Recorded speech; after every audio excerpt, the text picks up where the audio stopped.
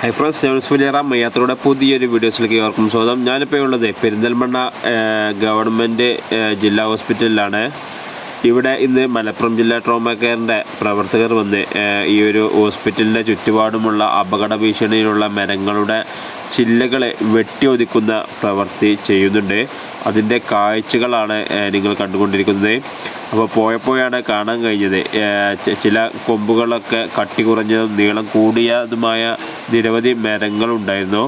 അവയുടെ ചില്ലകൾ വെട്ടിയൊതുക്കുന്നതിന് വേണ്ടിയിട്ട് ഇവർ ചെയ്ത ഒരു പണിയാണ് ഇപ്പോൾ ഈ കാണുന്നത്.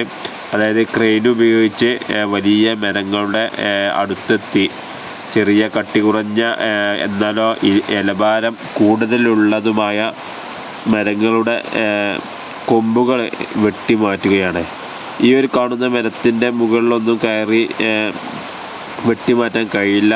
എന്നാൽ മരം മൊത്തമായിട്ട് വെട്ടിമാറ്റാൻ കഴിയും ചെയ്യും. പക്ഷേ മരം മൊത്തമായിട്ട് വെട്ടിമാറ്റാൻ പറ്റില്ലല്ലോ.